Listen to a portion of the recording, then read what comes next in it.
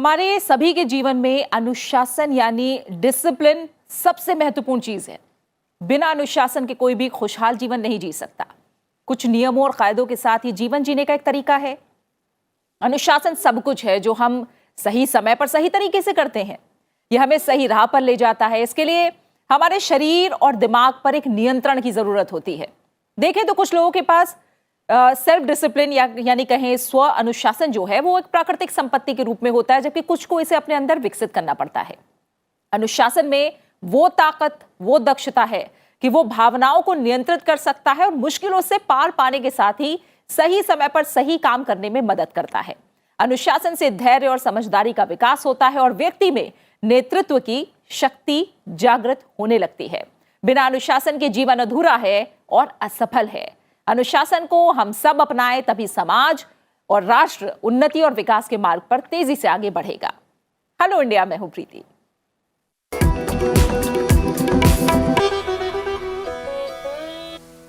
काम करने की लगन और अगर नियत साफ हो तो रास्ते खुद ब खुद बन जाते हैं।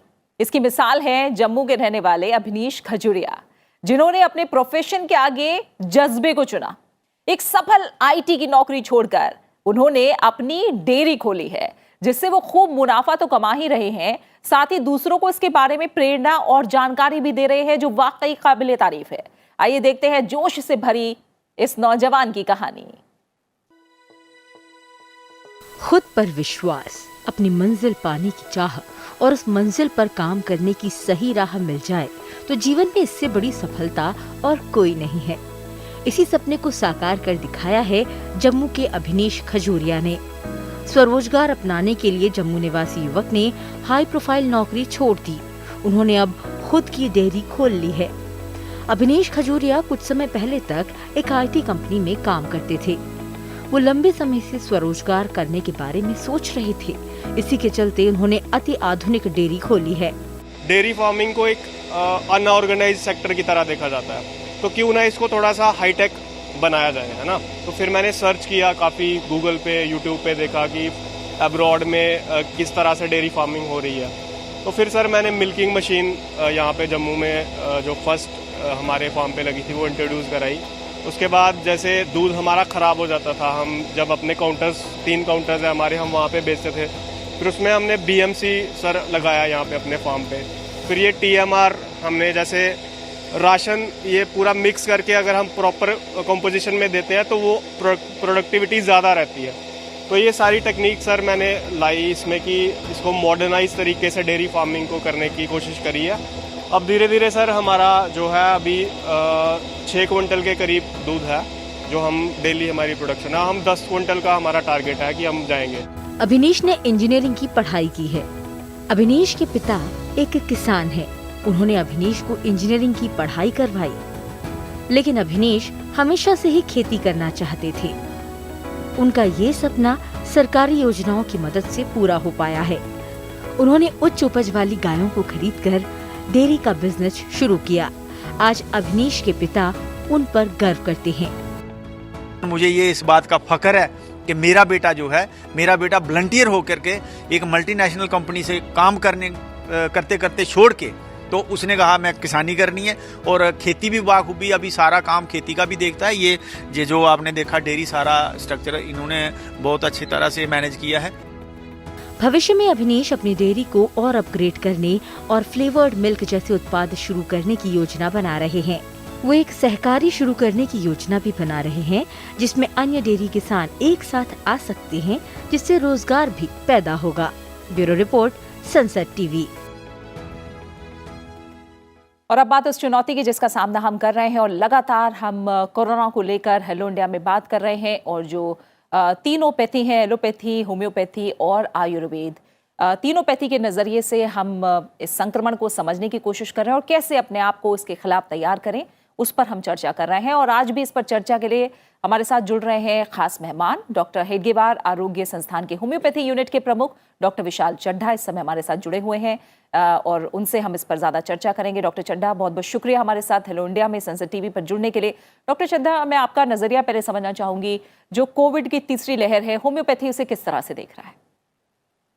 होम्योपैथी इसको उसी तरह से देख रहा है जैसे कि पहले की 2 लहरों को हमने जी। टैकल किया है। और इस बार हम बेहतर पोजीशन में इसलिए हैं कि पहले हमें कुछ भी नहीं पता था, लेकिन इस लहर में भी जिस तरह से लक्षणों को अलग तरीके से अभिव्यक्ति मिली है, तो समझ तो रहे हैं, लेकिन अभी हमारे में मन में वो डर जो है इसको हैंडल करने का, वो नहीं है। अभी चीजें बेहतर पोजीशन में अभी हमें मिल रही है। बिल्कुल। डॉक्टर चड्ढा, क्योंकि हम जानते हेलो। हैं जब से कोविड आया है हमने इम्यूनिटी को लेकर ज़्यादा बातचीत करना शुरू किया है, अपने स्वास्थ्य को लेकर एक बार हम फिर से जागरूक हुए हैं और अब जो तीसरी लहर है उसे लेकर दूसरा एक पहलू देखें तो लोग ये भी समझ रहे हैं कि ये संक्रमण ज़रूर बहुत तेज़ी से फैल रहा है, खासकर ओमाइक्रॉन वेरिएंट की अगर मैं बात करूं, लेकिन स्थिति सीरियस नहीं हो रही है, यानी लोग खुद ब खुद ठीक हो रहे हैं। तो इसे लेकर आप क्या कहेंगे? ये नजरिया ठीक है या हमें थोड़ा और सतर्क रहने की जरूरत है? हमें निश्चित रूप से सतर्क रहने की आवश्यकता है। आपने बिल्कुल ठीक पॉइंट आउट किया, क्योंकि ये संक्रमण हल्के रूप में जरूर दिख रहा है कि अपर रेस्पिरेटरी ट्रैक के आगे नहीं जा रहा है, ऐसे कम केसेस मिल रहे हैं, लेकिन केसेस जा रहे हैं। लेकिन अगर आपकी इम्यूनिटी यानी कि प्रतिरोध क्षमता अगर कम आ रही है, तो उस समय आप इसके साथ दूसरे बैक्टीरियल इन्फेक्शन में संक्रमित हो सकते हैं। तो एक आपको वायरल इन्फेक्शन आया, आपकी प्रतिरोध क्षमता कम थी, आपकी बॉडी ने उसको हैंडल किया, उससे वीकनेस आई और उसके साथ के साथ आपको बैक्टीरियल इन्फेक्शन भी कैरी हो गया और उस बैक्टीरियल इन्फेक्शन की वजह से चीजें लंबी खिंचती हैं। तो पहले भी ऐसे ही था कि लगभग 97% के करीब 95% करीब मरीज अपने आप ही ठीक हो रहे थे और 3% मरीज जो थे वो ज्यादा परेशानी में आ रहे थे और उसके बाद उनमें डेथ का रेशियो बढ़ रहा था, जिनकी तबीयत खराब हो रही थी। तो लगभग लगभग उसका काम करने का तरीका ओमिक्रॉन का भी पुराने सार्स वायरस की तरह ही है, लेकिन इस बार उसका जो मेन टारगेट एरिया है वो हमारे नाक से लेकर गले तक ये केंद्रित हुआ है। अभी फेफड़ों और लोअर रेस्पिरेटरी ट्रैक के ऊपर उसके इन्फेक्शन के केसेस कम मिल रहे हैं, लेकिन डेफिनेटली बैक्टीरियल इन्फेक्शन उसमें ऐड होने से निमोनिया, सर्दी है और अपना ध्यान रखें तो उससे आप बचाव कर सकते हैं। 4-5 दिन में ये खत्म होता है और इसको खत्म होने के लिए अपनी प्रतिरोध क्षमता और दवाई का बिल्कुल आप रूटीन में उसको लेते रहें, फॉलो करते रहें। सिर्फ ये नहीं कि बस 5 दिन में तो चला ही जाएगा तो मुझे कुछ करने की आवश्यकता नहीं है, ऐसा मनस्थिति ना बनाए तो बेहतर होगा। बिल्कुल।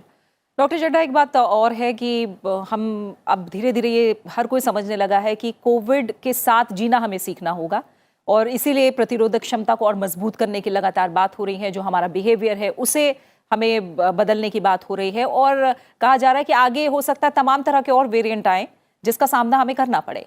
तो ऐसे में होम्योपैथी के नज़रिए से आप ऐसी क्या सलाह देंगे जो अपनाई जा सकती है और लोग अपनी इम्यूनिटी को और स्ट्रॉन्ग कर सकते हैं? जी, किसी भी पैथी के अंदर जो मेन इम्यूनिटी के बूस्टर्स होते हैं वो आपकी जीवन शैली होती है और कुछ दवाइयों को भी हम इस्तेमाल करते हैं जैसे जैसे लक्षण प्रतीत होते हैं। तो होम्योपैथी सिमिलिया यानी कि सिमिलर सिम्टम्स को फाइंड आउट करके उसके लिए दवाई ढूंढती है। तो होम्योपैथी में इस बार भी जो लक्षण देखे जा रहे हैं, प्रतीत हो रहे हैं, उसमें आर्सेनिक जो भारत सरकार ने पहले भी प्रसारित किया था और वो अभी भी देखा जा रहा है कि लक्षण उसी के ज्यादा आ रहे हैं। तो आर्सेनिक एल्बम जो दवाई है वो काफी प्रभावी महसूस हो रही है, उसमें उसके रिजल्ट बहुत अच्छे आ रहे हैं।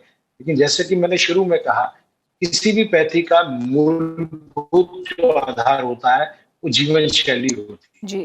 तो ये एक आपदा के अंदर एक अवसर की स्थिति है कि जब हम अपने आप को एक बेहतर जीवन शैली के लिए प्रेरित कर सकते हैं, क्योंकि हमारे ऊपर एक छोटा सा डर भी बैठा हुआ है कि अगर हम नहीं करेंगे तो बीमार होंगे या हमारे कार्य क्षेत्र के अंदर उसका प्रभाव पड़ेगा।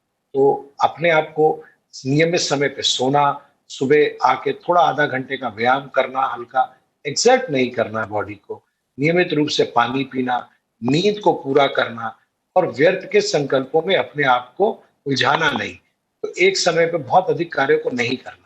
तो कोविड के कारण लोगों ने अपने जो सीमित हुई है इंटरेक्शंस, उसमें इन चीजों को पाया है। और सबसे अच्छी चीज है कि जो बॉडी के अंदर फाइट और फ्लाइट मोड का रहता है कि कोई भी आपदा आती है, कोई भी एक चैलेंज आता है तो फाइट और फ्लाइट, तो फाइट जो फाइटर वाला आपका जो मोड है उसे ऑन रखना है और डरने की आवश्यकता नहीं है। पॉजिटिविटी मन में बनाए रखें, इसलिए अच्छा लिटरेचर, एक सुगम लिटरेचर लगातार पढ़ते रहे, सत्संग करें लोगों के साथ। सत्संग का मतलब भजन भी हो सकता है, और सत्संग का मतलब कि पॉजिटिव लोगों के साथ संगत करना, फोन पे बात करना, पॉजिटिव वीडियोस देखना, पॉजिटिव चीजें जिसमें कि आप जीत रहे हैं, जिसमें आपको संकट के स्थितियों में से उभर के आता दिखाया गया है। तो बहुत सी सेल्फ हेल्प बुक्स है, बहुत से, आपके पास समय है इन सब चीजों को करने के लिए, ऐसे वीडियोस को, पिक्चर्स को देखकर अपने अंदर मोटिवेशन लाना और बूस्ट करना कि हम भी इस आपदा में से निखर के ही निकलेंगे। जी। मन के हारे हार है, मन के जीते जीत। बिल्कुल, यानी पहले मन पर काबू करें, दिमाग को कंट्रोल करें, और जैसे आपने बहुत बड़ी बात कही कि पॉजिटिव चीज़ों से अपने आप को घेर कर रखें, तो कहीं ना कहीं जो शरीर की प्रतिरोधक क्षमता है वो भी उस हिसाब से और मजबूत होगी। डॉक्टर चड्ढा, होम्योपैथी को लेकर अगर मैं बात करूं, हमने पहले की वेव में भी देखा, कुछ एक दवाइयों के नाम सामने आए और उसे लेकर भी हमने देखा कि बहुत ज़्यादा जो लोग थे, कईयों ने इसको इस्तेमाल करना भी शुरू किया। लेकिन होम्योपैथी को लेकर जो अब तक मैं समझ पाई हूँ कि ये बहुत ही पर्सनलाइज्ड और कस्टमाइज तरीके से काम करता है, हर व्यक्ति के लिए अलग अलग तरह से काम करता है। तो ऐसे में किसी भी दवाई के पीछे जाना, और खासकर होम्योपैथी को लेकर, ये कितना सही है या गलत है? देखिए, होम्योपैथी को जैसे कि लोगों ने पहले भी प्रसारित किया, और निश्चित रूप से उसकी अपनी स्ट्रेंथ है, जी। इसके साथ वो लोगों को और पेशेंट्स को मदद करे। तो एक तो है कि बचाव के लिए कोई दवाइयों का सेट होना। तो जैसे कि इस समय कम्युनिटी के अंदर जो सिम्टम्स आ रहे हैं, उसके हिसाब से हमने उसको एक प्रोफाइलेक्सिस मेडिसिन दिया। तो प्रोफाइलेक्सिस मेडिसिन का मतलब होता है कि इस स्ट्रेन के लगभग सिम्टम, जैसे आपने कहा कि कम आ रहे हैं और अपर रेस्पिरेटरी ट्रैक के आ रहे हैं, तो उस तरह की दवाइयां यूज में आनी चाहिए डॉक्टर के निरीक्षण के अंदर। स्वतः अपने आप दवाई नहीं ले सकते, डेफिनेटली ये टेलर मेड प्रिस्क्रिप्शन होता है हर चीज का। और उसके बाद जो वायरल इन्फेक्शन अगर बॉडी में आ रहा है, तो उस समय मुझे प्यास ज्यादा लग रही है या प्यास कम लग रही है, या मुझे सिर में दर्द ज्यादा है, किसी को सिर में दर्द नहीं हो रहा है, किसी का नाक पानी बह रहा है, किसी को स्नीजिंग आ रही है, तो ये इन सिम्टम्स के ऊपर एक सिलेक्शन ऑफ मेडिसिन करना, और फिर इसको जल्दी से जल्दी अच्छा सिलेक्शन करने के बाद उसको ठीक करना, ताकि बैक्टीरियल जो एडिड इन्फेक्शन आ सकता है उसको भी रोकना।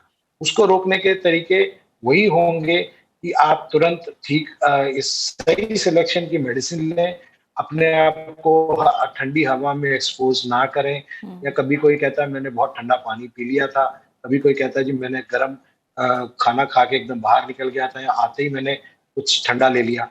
तो इन चीजों से, इन मोडालिटी से अपने आप को परहेज भी रखना है। और दवाई का रोल जो है आपके लक्षणों पे आधारित है। तो जिस तरह के लक्षण किसी भी शरीर में आएंगे वो इंडिविजुअलाइज्ड होंगे, टेलर मेड आपको उसका प्रिस्क्रिप्शन देना पड़ेगा। एक prescription will not go for everyone. अब प्रोफाइलेक्सिस में हमें ये करना होता है कि कम्युनिटी के लिए एक सिलेक्शन देना होता है, तो वो सिलेक्शन हम आपके शेयर करते हैं। समय समय पर सरकार भी उसमें मदद करती है, स्टेट गवर्नमेंट भी उसमें आपको मदद करती है, और वो दवाइयां निकल के आती है। लेकिन जब इलाज कर रहे हैं तो डेफिनेटली डॉक्टर के निरीक्षण में करना वो बहुत जरूरी है। अपने आप कोई दवाई का नाम चल गया कि एस्पिडोस्पर्मा ले लीजिए या वो दवाई ले लीजिए, इस तरह से क्या होगा कि आपका वो टेलर मेड कपड़ा तो है नहीं, तो आपको तंग आएगा या आपको ढीला होगा, तो आप ठीक नहीं हो पाएंगे। सिर्फ भय के अंदर बहुत सी दवाइयों को कंज्यूम करना भी एक गलत पद्धति है। मैंने पिछली 2 वेव्स में भी देखा, कुछ लोगों ने आयुर्वेदिक भी लिया, उन्होंने होम्योपैथिक भी लिया, एलोपैथिक भी लिया, नेचुरोपैथी का भी सिस्टम उन्होंने अडॉप्ट किया।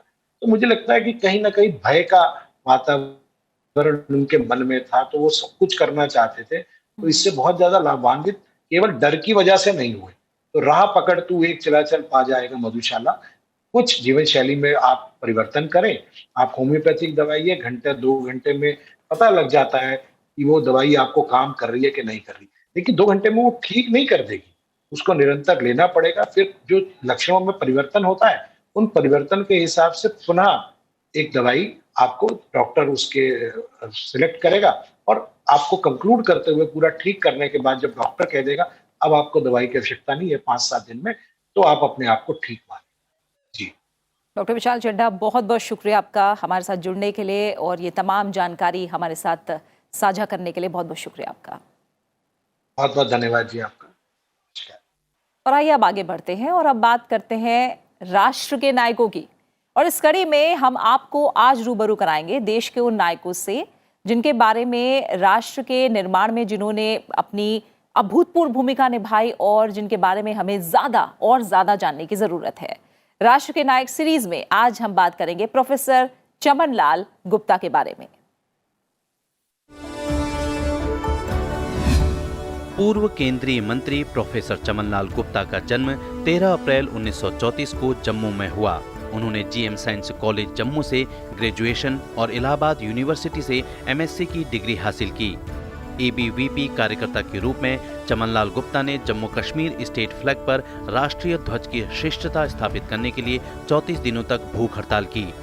प्रोफेसर गुप्ता ने डॉक्टर श्यामा प्रसाद मुखर्जी के दिए नारे एक देश में दो विधान, दो निशान, दो प्रधान, नहीं चलेंगे के घोष के साथ एबीवीपी के आंदोलन का नेतृत्व किया।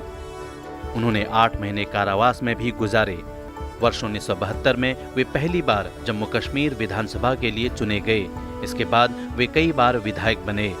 प्रोफेसर गुप्ता 2 बार जम्मू कश्मीर बीजेपी के अध्यक्ष रहे। वे वर्ष 1996, 1998 और 1999 में 3 बार जम्मू कश्मीर की उधमपुर लोकसभा सीट से सांसद रहे। अटल बिहारी वाजपेयी सरकार में उन्होंने नागर विमानन राज्य मंत्री के रूप में कार्यभार संभाला। उन्होंने खाद्य प्रसंस्करण राज्य मंत्री, स्वतंत्र प्रभार और रक्षा राज्य मंत्री के तौर पर भी काम किया। वर्ष 2008 से 2014 के दौरान वो फिर से जम्मू कश्मीर विधानसभा के सदस्य रहे। तत्कालीन डोडा जिले और जम्मू प्रांत में ग्राम रक्षा समितियों की स्थापना के पीछे प्रोफेसर गुप्ता की ही सोच थी। इन पहाड़ी इलाकों में आतंकियों के खूनी खेल के बाद अल्पसंख्यकों को घरों से पलायन के लिए मजबूर होना पड़ा था।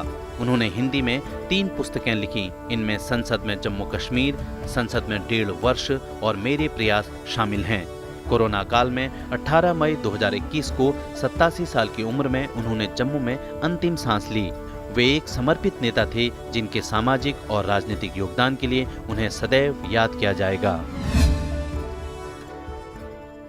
और फिलहाल हम रुकेंगे एक छोटे से ब्रेक के लिए। मदुरै के तलाकुलम के पेरुमल मंदिर में परमपद वासल, जिसे स्वर्ग का 7वां द्वार कहा जाता है, ये खोला गया। वैकुंठ एकादशी के अवसर पर यह आयोजन हुआ। कोविड-19 के कारण भक्तों के बिना ये किया गया। केवल अधिकारी, मंदिर के कर्मचारी और पुलिस मंदिर के अंदर थे। ब्रेक पर जाते जाते आपको छोड़ जाते हैं पेरुमल मंदिर की इन झलकियों के साथ। आप बने रहिए हमारे साथ और ब्रेक के उस पार बात होगी आज के इतिहास की।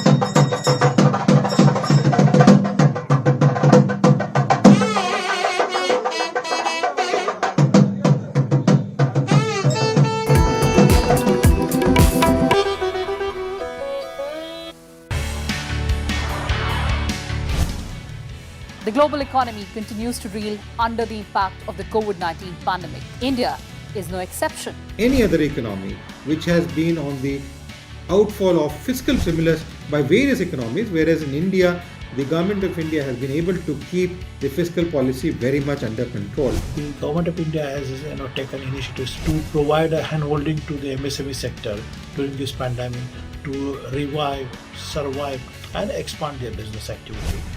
Atmanirbhar Bharat has gone beyond government policy to become a national movement for self-reliance. Its essence is in the drive to transform India into an economy that can offer the world a calibrated approach to the pandemic crisis.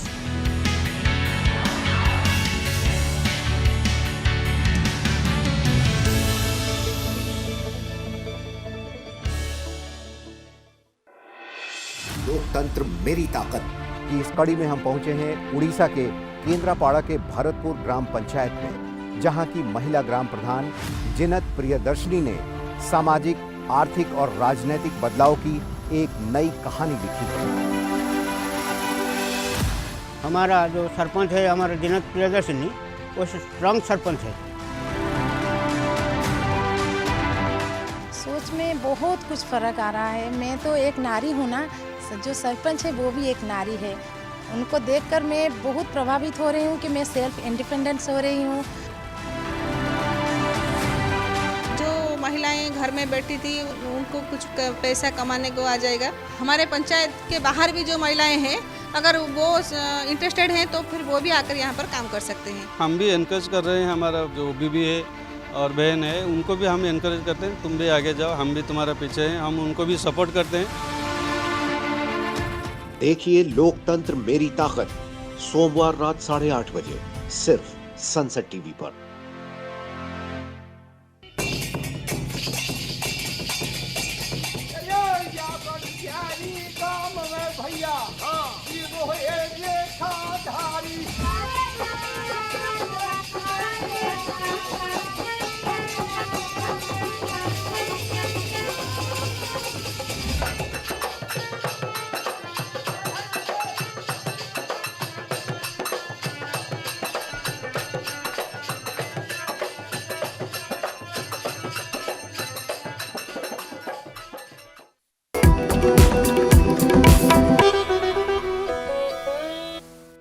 Hello India break के बाद आप सभी का स्वागत है और अब बात करेंगे आज के इतिहास की। आइए जानते हैं आज के दिन से जुड़े इतिहास के बारे में और आपको बताते हैं कि इतिहास के पन्नों में 17 जनवरी के नाम क्या खास घटनाएं दर्ज हैं।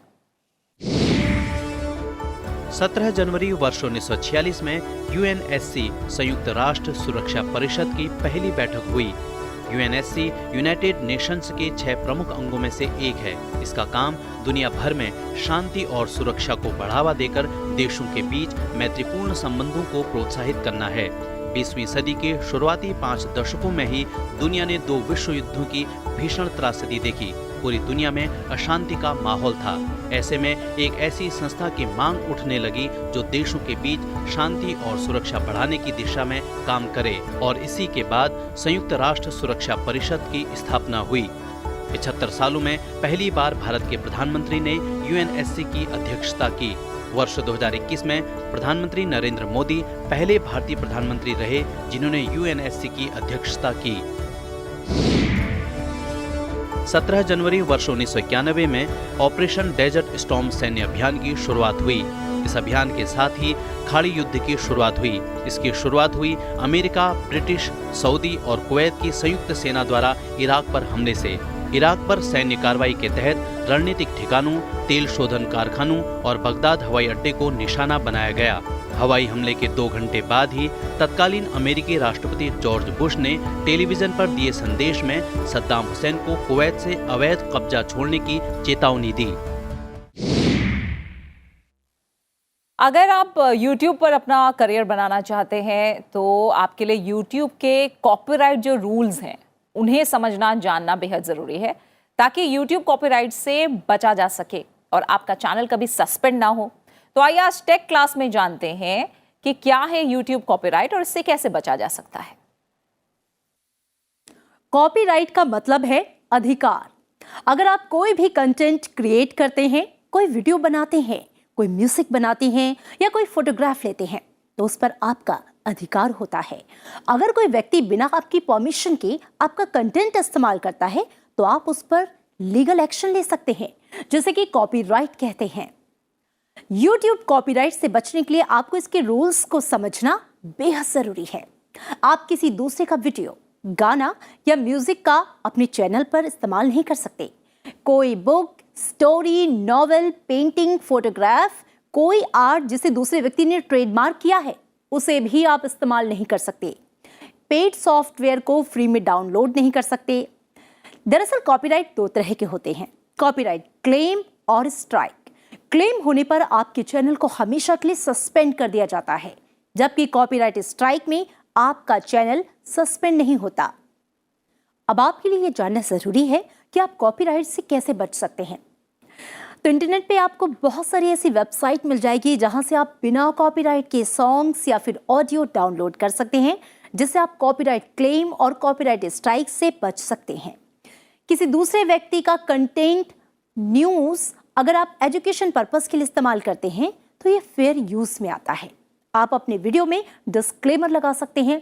ये डिस्क्लेमर आपको वीडियो के डिस्क्रिप्शन में भी डालना है, जिससे कि कॉपीराइट के चांस बेहद कम हो जाते हैं। दरअसल कॉपीराइट एक्ट 1957 में लाया गया ताकि बौद्धिक संपदा के दुरुपयोग को रोका जा सके और मौलिक कृति की पायरेसी को रोका जा सके। और आइए अब एक नजर डालते हैं सनसेट टीवी पर आज प्रसारित होने वाले कार्यक्रमों पर। हेलो इंडिया के बाद 9 बजे से देखिए हमारा विशेष कार्यक्रम प्रश्नकाल। 9:30 बजे देखिए वाइब्रेंट भारत। 10 बजे आप देख सकते हैं ट्रांसफॉर्मिंग इंडिया। 10:30 बजे बाद स्मार्ट खेती की।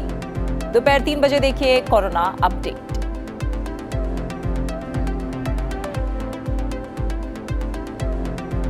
शाम 5 बजे आप देख सकते हैं कोरोना संवाद। 7 बजे देखिए समसामयिक मुद्दों पर चर्चा, मुद्दा आपका में।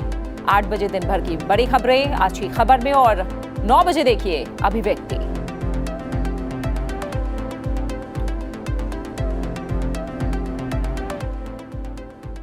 और अब वक्त है आपसे इजाजत लेने का, और जाते जाते आज के कलाकार में आपको दिखाते हैं प्रसिद्ध बांसुरी वादक देवोप्रिया और सुचिस्मिता चैटर्जी की प्रस्तुति। आप देखिए इसकी झलकियां और मुझे दीजिए इजाजत और अपना अच्छे से ख्याल रखिए। नमस्कार।